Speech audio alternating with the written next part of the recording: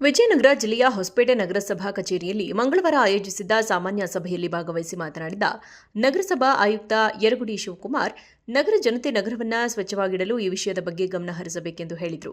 ನಗರದಲ್ಲಿ ಈಗಾಗಲೇ ಸೊಳ್ಳೆಗಳ ಸಮಸ್ಯೆ ವಿಪರೀತವಾಗಿ ಹೆಚ್ಚಿದ್ದು, ಜನರು ಪ್ರಮುಖ ರಸ್ತೆಗಳಲ್ಲಿ ಹಾಗೂ ನಗರದ ಕಾಲೋನಿಗಳಲ್ಲಿ ಕಸವನ್ನು ವಿವೇಚನೆ ಇಲ್ಲದೆ ಸುರಿಯುತ್ತಿದ್ದಾರೆ. ಇದರಿಂದಾಗಿ ಪಾದಚಾರಿಗಳು ದುರ್ವಾಸನೆಯಿಂದ ಸಮಸ್ಯೆ ಎದುರಿಸುತ್ತಿದ್ದಾರೆ ಎಂದು ಹೇಳಿದರು.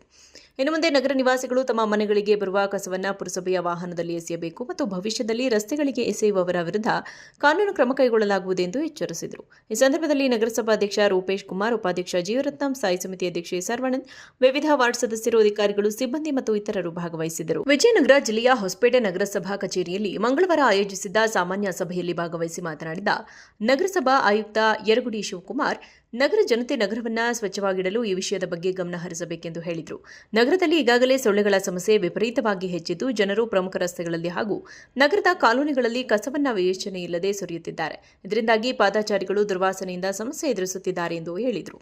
ಇನ್ನು ಮುಂದೆ ನಗರ ನಿವಾಸಿಗಳು ತಮ್ಮ ಮನೆಗಳಿಗೆ ಬರುವ ಕಸವನ್ನು ಪುರಸಭೆಯ ವಾಹನದಲ್ಲಿ ಎಸೆಯಬೇಕು ಮತ್ತು ಭವಿಷ್ಯದಲ್ಲಿ ರಸ್ತೆಗಳಿಗೆ ಎಸೆಯುವವರ ವಿರುದ್ಧ ಕಾನೂನು ಕ್ರಮ ಕೈಗೊಳ್ಳಲಾಗುವುದು ಎಂದು ಎಚ್ಚರಿಸಿದರು. ಈ ಸಂದರ್ಭದಲ್ಲಿ ನಗರಸಭಾಧ್ಯಕ್ಷ ರೂಪೇಶ್ ಕುಮಾರ್, ಉಪಾಧ್ಯಕ್ಷ ಜೀವರತ್ನಂ, ಸ್ಥಾಯಿ ಸಮಿತಿ ಅಧ್ಯಕ್ಷೆ ಸರ್ವಾನಂದ್, ವಿವಿಧ ವಾರ್ಡ್ ಸದಸ್ಯರು, ಅಧಿಕಾರಿಗಳು, ಸಿಬ್ಬಂದಿ ಮತ್ತು ಇತರರು ಭಾಗವಹಿಸಿದ್ದರು. ವಿಜಯನಗರ ಜಿಲ್ಲೆಯ ಹೊಸಪೇಟೆ ನಗರಸಭಾ ಕಚೇರಿಯಲ್ಲಿ ಮಂಗಳವಾರ ಆಯೋಜಿಸಿದ್ದ ಸಾಮಾನ್ಯ ಸಭೆಯಲ್ಲಿ ಭಾಗವಹಿಸಿ ಮಾತನಾಡಿದ ನಗರಸಭಾ ಆಯುಕ್ತ ಯರಗುಡಿ ಶಿವಕುಮಾರ್, ನಗರ ಜನತೆ ನಗರವನ್ನು ಸ್ವಚ್ಛವಾಗಿಡಲು ಈ ವಿಷಯದ ಬಗ್ಗೆ ಗಮನ ಹರಿಸಬೇಕೆಂದು ಹೇಳಿದರು.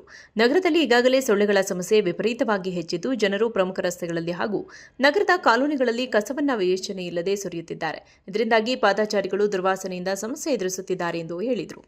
ಇನ್ನು ಮುಂದೆ ನಗರ ನಿವಾಸಿಗಳು ತಮ್ಮ ಮನೆಗಳಿಗೆ ಬರುವ ಕಸವನ್ನು ಪುರಸಭೆಯ ವಾಹನದಲ್ಲಿ ಎಸೆಯಬೇಕು ಮತ್ತು ಭವಿಷ್ಯದಲ್ಲಿ ರಸ್ತೆಗಳಿಗೆ ಎಸೆಯುವವರ ವಿರುದ್ಧ ಕಾನೂನು ಕ್ರಮ ಕೈಗೊಳ್ಳಲಾಗುವುದು ಎಂದು ಎಚ್ಚರಿಸಿದರು. ಈ ಸಂದರ್ಭದಲ್ಲಿ ನಗರಸಭಾಧ್ಯಕ್ಷ ರೂಪೇಶ್ ಕುಮಾರ್, ಉಪಾಧ್ಯಕ್ಷ ಜೀವರತ್ನಂ, ಸ್ಥಾಯಿ ಸಮಿತಿ ಅಧ್ಯಕ್ಷೆ ಸರ್ವಾನಂದ್, ವಿವಿಧ ವಾರ್ಡ್ ಸದಸ್ಯರು, ಅಧಿಕಾರಿಗಳು, ಸಿಬ್ಬಂದಿ ಮತ್ತು ಇತರರು ಭಾಗವಹಿಸಿದ್ದರು. ವಿಜಯನಗರ ಜಿಲ್ಲೆಯ ಹೊಸಪೇಟೆ ನಗರಸಭಾ ಕಚೇರಿಯಲ್ಲಿ ಮಂಗಳವಾರ ಆಯೋಜಿಸಿದ್ದ ಸಾಮಾನ್ಯ ಸಭೆಯಲ್ಲಿ ಭಾಗವಹಿಸಿ ಮಾತನಾಡಿದ ನಗರಸಭಾ ಆಯುಕ್ತ ಯರಗುಡಿ ಶಿವಕುಮಾರ್, ನಗರ ಜನತೆ ನಗರವನ್ನು ಸ್ವಚ್ಛವಾಗಿಡಲು ಈ ವಿಷಯದ ಬಗ್ಗೆ ಗಮನ ಹರಿಸಬೇಕೆಂದು ಹೇಳಿದರು.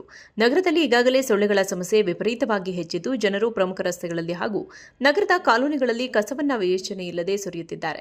ಇದರಿಂದಾಗಿ ಪಾದಚಾರಿಗಳು ದುರ್ವಾಸನೆಯಿಂದ ಸಮಸ್ಯೆ ಎದುರಿಸುತ್ತಿದ್ದಾರೆ ಎಂದು ಹೇಳಿದರು. ಇನ್ನು ಮುಂದೆ ನಗರ ನಿವಾಸಿಗಳು ತಮ್ಮ ಮನೆಗಳಿಗೆ ಬರುವ ಕಸವನ್ನು ಪುರಸಭೆಯ ವಾಹನದಲ್ಲಿ ಎಸೆಯಬೇಕು ಮತ್ತು ಭವಿಷ್ಯದಲ್ಲಿ ರಸ್ತೆಗಳಿಗೆ ಎಸೆಯುವವರ ವಿರುದ್ಧ ಕಾನೂನು ಕ್ರಮ ಕೈಗೊಳ್ಳಲಾಗುವುದು ಎಂದು ಎಚ್ಚರಿಸಿದರು. ಈ ಸಂದರ್ಭದಲ್ಲಿ ನಗರಸಭಾಧ್ಯಕ್ಷ ರೂಪೇಶ್ ಕುಮಾರ್, ಉಪಾಧ್ಯಕ್ಷ ಜೀವರತ್ನಂ, ಸ್ಥಾಯಿ ಸಮಿತಿ ಅಧ್ಯಕ್ಷೆ ಸರ್ವಾನಂದ್, ವಿವಿಧ ವಾರ್ಡ್ ಸದಸ್ಯರು, ಅಧಿಕಾರಿಗಳು, ಸಿಬ್ಬಂದಿ ಮತ್ತು ಇತರರು ಭಾಗವಹಿಸಿದ್ದರು. ವಿಜಯನಗರ ಜಿಲ್ಲೆಯ ಹೊಸಪೇಟೆ ನಗರಸಭಾ ಕಚೇರಿಯಲ್ಲಿ ಮಂಗಳವಾರ ಆಯೋಜಿಸಿದ್ದ ಸಾಮಾನ್ಯ ಸಭೆಯಲ್ಲಿ ಭಾಗವಹಿಸಿ ಮಾತನಾಡಿದ ನಗರಸಭಾ ಆಯುಕ್ತ ಯರಗುಡಿ ಶಿವಕುಮಾರ್, ನಗರ ಜನತೆ ನಗರವನ್ನು ಸ್ವಚ್ಛವಾಗಿಡಲು ಈ ವಿಷಯದ ಬಗ್ಗೆ ಗಮನ ಹರಿಸಬೇಕೆಂದು ಹೇಳಿದರು. ನಗರದಲ್ಲಿ ಈಗಾಗಲೇ ಸೊಳ್ಳೆಗಳ ಸಮಸ್ಯೆ ವಿಪರೀತವಾಗಿ ಹೆಚ್ಚಿದ್ದು, ಜನರು ಪ್ರಮುಖ ರಸ್ತೆಗಳಲ್ಲಿ ಹಾಗೂ ನಗರದ ಕಾಲೋನಿಗಳಲ್ಲಿ ಕಸವನ್ನು ವಿವೇಚನೆ ಇಲ್ಲದೆ ಸುರಿಯುತ್ತಿದ್ದಾರೆ. ಇದರಿಂದಾಗಿ ಪಾದಚಾರಿಗಳು ದುರ್ವಾಸನೆಯಿಂದ ಸಮಸ್ಯೆ ಎದುರಿಸುತ್ತಿದ್ದಾರೆ ಎಂದು ಹೇಳಿದರು.